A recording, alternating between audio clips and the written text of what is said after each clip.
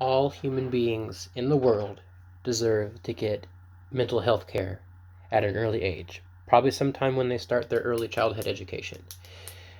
The way all human beings can learn how to handle and process their emotions. I've noticed a cycle of parents never learning to process to handle their emotions never because their parents also didn't learn how to process and handle their emotions. So the end result is the child ends up learning unhealthy coping mechanisms and does not know how to get help because they think going to a psychologist is taboo, because in this society people don't go to those places unless they're crazy. Crazy is what is crazy. Mental hospitals should not be considered taboo and only for crazy people. They're exactly what they say they are: a hospital for your mental well being. They are a good thing for us human beings. Also, all the things learned at a hospital can be easily applied in a school environment as well. There's a lot of stuff that they teach. You go to a therapy class and they teach you a bunch of therapies or coping skills. That's that kind of stuff you can learn. If you can, they can make it where they teach that stuff in early childhood education, so kids have a better idea of how to handle their emotions. And mental health is a very important topic for me because I have bipolar. I've struggled with mental illness my entire life. It can be crippling. Sometimes, honestly, I tell you, I feel like I have this great positive, I feel like I'm this great positive production person. Inside my head, I have all these things I need to do, all these things I feel like I can do. And inside a crippling shell of, I have a just crippling, outside of this list, a crippling shell of bipolar that keeps me from reaching my greatest potentials. My life has been nothing but a struggle. I definitely would have finished making these videos and working on my book a lot sooner if not for my mental illness.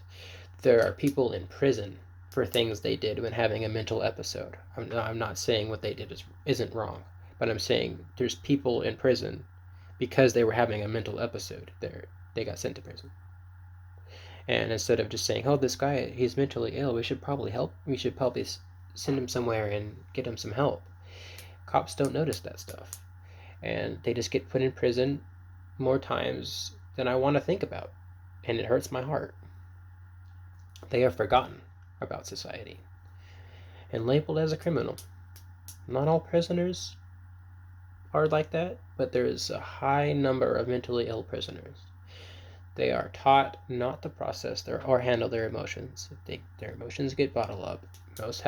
A lot of them have a tough upbringing, mostly from poverty and despair, and they need the proper help and therapy, and some people can't afford it, and that needs to change. It needs to be available for all people. Because of my bipolar, I've struggled to function normally in my whole life. I've had problems in school not because I wasn't intelligent, but because I had problems with functioning because the way the school was taught. Instead of investing in classes that can help me with my mental illness and notice that I'm having struggles and probably need mental help, instead of noticing that, they just put me in a special ed class. Oh boy, did that do wonders for my already crippling self-esteem. It made me feel less intelligent, and it hurt my confidence. I felt like a hopeless case, a misbehaving child that was thrown away. My behavior in school only worsened from here. Third grade was when I was put in special ed. I was It was in third grade. I got put in special education classes, not because I was smart, because my behavior, that they didn't want to deal with my behavior. Of just dealing with just mental battles on the daily basis, while my education suffered from being in these classes that did a really bad job at teaching the student.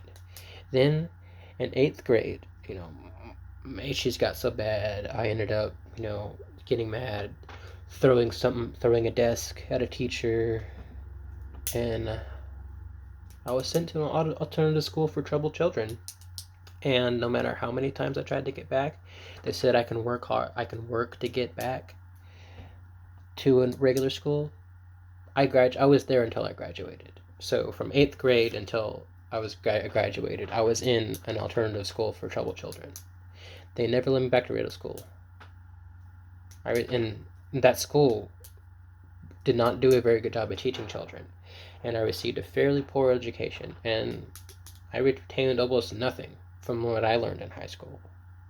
Tell me in the comments if regular high school is like that too. Did any of you from high school, no, from normal high school, not alternative school, did any people from regular high school actually retain anything from high school?